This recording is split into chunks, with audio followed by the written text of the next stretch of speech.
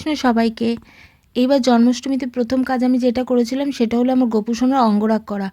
ভোরবেলা প্রথমে গোপুসোনার অঙ্গরাগ করিয়ে গোপুসোনাকে অভিষেক করিয়ে নতুন জামা পরিয়ে তারপর ব্রতের সংকল্প করে নিই। তারপর আমি দুপুরের পূজার আয়োজন করি। দুপুরবেলা আবার নতুন সাজে সজ্জিত করে ভোগ নিবেদন করে আমি চলে যাই রাতের পুজোর আয়োজনের জন্য। আমি পুজো করি রাত 12টার পর, তাই আমার কাছে পুরো দুপুরটা সন্ধ্যেটা ছিল ভোগ রান্না করার জন্য। যেহেতু একার হাতে করি আর আমার ছোট বাচ্চা আছে, তাই অনেকটাই সময় লেগে যায় একার হাতে সব কিছু করে উঠতে। একে একে আমি খিচুড়ি, পরমান্ন, মালপোয়া, তালের বড়া, নারকেল নাড়ু, সুজি, লুচি যতটুকু পেরেছি করেছি। 5 রকম ভাজা, আমার যতটুকু একার হাতে করা সম্ভব হয়েছে, বাজার করা সম্ভব হয়েছে, আমি ততটুকুই করে উঠেছি।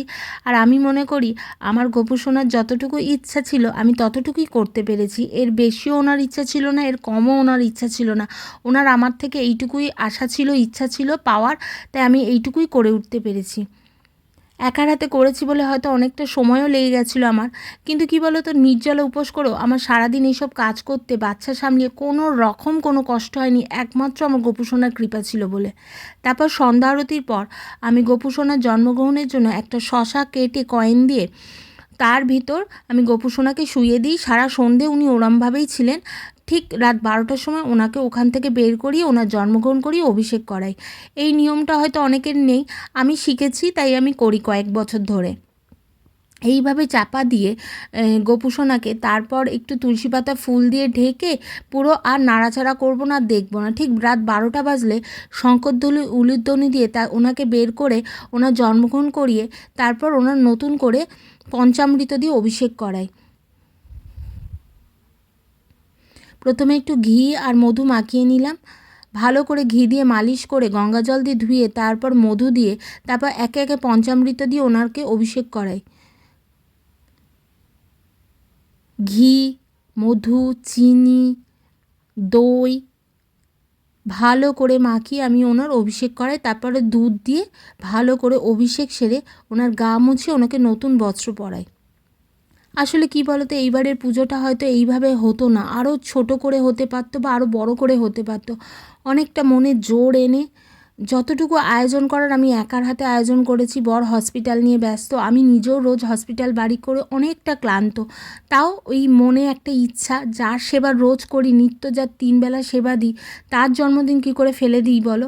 অনেকটা মন খারাপ নিয়ে যেটুকু বাজার করা সম্ভব হয়েছে, ছোট করে না বড় করে আমি জানি না, যেটুকু আমার দ্বারা একার হাতে সম্ভব হয়েছে আমি ততটুকুই করেছি।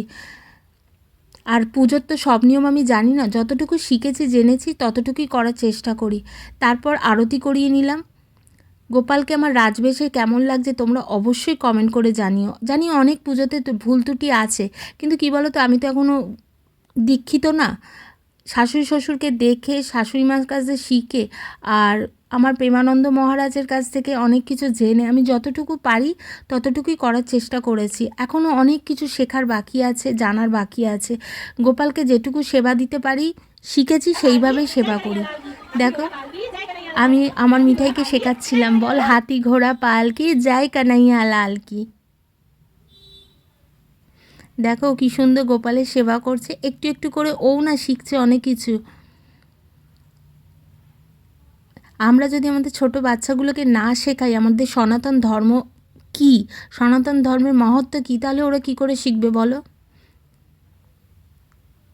আমার এই জন্মাষ্টমীর উৎসব তোমাদের কেমন লাগলো, আমাদের জন্মাষ্টমীর সেলিব্রেশন তোমাদের কেমন লাগলো অবশ্যই জানিও। আমরা প্রায় 2-2:30 অবধি নাম সংকীর্তন করেছি ঠাকুর ঘরে বসে, প্রায় রাত্রি জাগরণই আমাদের হয়ে গিয়েছিল। সবাইকে শুভরাত্রি, হরে কৃষ্ণ।